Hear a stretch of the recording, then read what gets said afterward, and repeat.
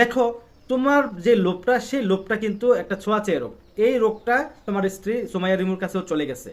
এই জীবনকে পরজন্মে মনে করেন আমরা দুজনকে আলাদা করতে পারবো না, এটা 100% গ্যারান্টি। সুমাইয়া রিমু বলছিলাম যদি মিডিয়াতে তুই চাউর করিস তোর বউরে পাবি না, পাই না, গেছে গা পাখি উড়াল বলি। আর সে খুবই ভালো মানুষ, সে কখনো আমার গায়ে একটা ফুলের টোকাও দেয়নি। সে যদি আমার উপর অত্যাচার করতো, ইভেন আমাকে মারধর করতো, আমাকে সন্দেহ করতো, তাহলে আমি তাকে ছেড়ে চলে যেতাম। আমার হাজব্যান্ড তো এগুলো করতেছে না, আমাকে অনেক ছাড় দিতেছে, অনেক স্বাধীনতা দিতেছে। প্লাস হচ্ছে আমার হাজব্যান্ড আমাকে প্রচণ্ড পরিমাণে বিশ্বাস করে। তাহলে আমার মনে হয় না যে আমি আমার হাজব্যান্ডকে ছাড়বো, কারণ ও যদি যেতেও চায় আমি ওকে বেঁধে রাখবো। আর কেহ নাই রে বন্ধু, বিচার দেব কারে।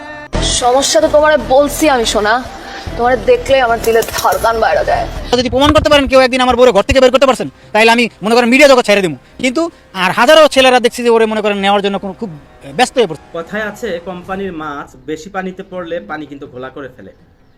ঠিক এই সুমাইয়া রিমু নামের যে মেয়েটি সোশ্যাল মিডিয়া যখন ভাইরাল হয়, তখন শুরুতেই অনেকেই আন্দাজ করেছে, আমিও করেছিলাম, যে এটা মনে হয় কোম্পানির মাছ অতিরিক্ত চটং চটং করছে, বেশি পানিতে এসে পানিটাও ঘোলা করে ফেলছে।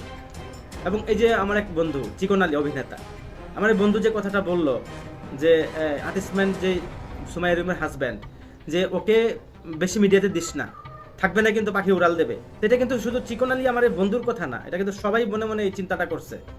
আর এই আর্টিস্টম্যান তোমাকে বলতে চাই, তুমি যেমন তেমন মেয়ে বিয়ে করো। তোমার অত লোভ পছন্দ, মানুষের লোভ থাকা ভালো, অতিরিক্ত লোভ কিন্তু ভালো না। তোমার পাশে যাকে মানাবে তুমি তাকেই বিয়ে করো, তার সাথেই চলো। তোমার স্ত্রী, তোমার সাবেক স্ত্রী বলতেছে তুমি অনেক স্বাধীনতা দিয়েছো, তাকে আঘাত করোনি, কখনো কোনো ধরনের নির্যাতন করো নাই, কোনো সন্দেহ করো নাই। এই যে সন্দেহ করো নাই, তুমি তাকে অনেক স্বাধীনতা দিয়েছো, আজকে তোমার স্বাধীনতা নিয়েই 12টা বাজায় দিছে। আজকে তোমাকে নিয়ে উল্টা নিজের কি হয়েছে সেটা জানি না, প্রকাশ তুমিও করো নাই, সেও করে নাই, কিন্তু সোশ্যাল মিডিয়াতে অনেক আন্দাজ করছে, বলেও ফেলছে ভিডিওতে যে সে সিনেমা করবে, নাটক করবে, যাই হোক, বড় কোনো পরিচালকের সাথে, ডিরেক্টরের সাথে হয়তো বা কোনো খারাপ কিছু সম্পর্ক হয়েছে বা লোভ দেখাইছে। এই ধরনের কিন্তু কথাবার্তা কিন্তু সোশ্যাল মিডিয়ায় কিন্তু কথাবার্তা ঘুরপাক খাচ্ছে, অনেক কন্টেন্টও করছে এই সমস্ত কথা বলে, এবং নারীরাও কিন্তু কথা বলছে এইভাবেই। আমি যেটা বললাম এটা একটাও আমার কথা না, সবই সোশ্যাল মিডিয়ার যে মানুষ কথা বলছে, লিখছে, মেয়েরা কথা বলছে, সেগুলা থেকেই বলছি। তো অতএব তুমি বাই মেকআপ ম্যান, তুমি এখন কবি সাজা তো লাভ নাই। তুমি আর টিকটকে কবি সাজছ, এটা বলছো, সেটা বলছো, লাভ নাই, পাখি উড়াল দিছে।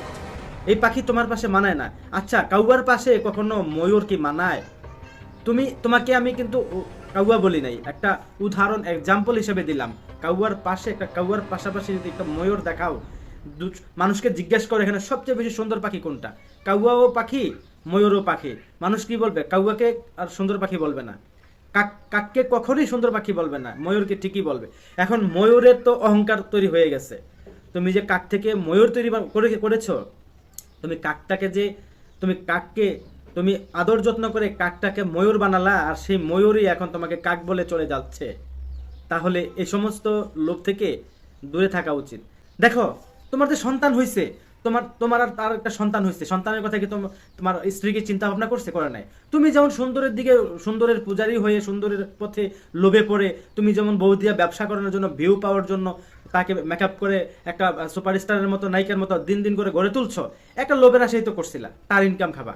দেখো, তোমার যে লোভটা সেই লোভটা কিন্তু একটা ছোঁয়াচে রোগ। এই রোগটা তোমার স্ত্রী সুমাইয়া রিমুর কাছেও চলে গেছে। সেও কিন্তু একটা লোভে পড়ে গেছে যে কাউয়ার পাশে থেকে ময়ূর তো কখনো কিছু করতে পারে না, তখন ময়ূরই কিন্তু ময়ূরের সঙ্গী খুঁজে নিচ্ছে। সেও সিনেমায় বড় বড় নায়িকাদের মতো হতে চাচ্ছে, বড় অভিনেত্রী হতে চাচ্ছে, অনেকে অনেক প্রলোভন দেখাবে। সেই লোভেই কিন্তু তোমার মতো মেকআপ ম্যানকে বাস দিয়ে দিল। তো অতএব এই পক্ষ সেই পক্ষ, দুনো পক্ষের মধ্যেই কিন্তু লোভ খুঁজে পাওয়া গেছে।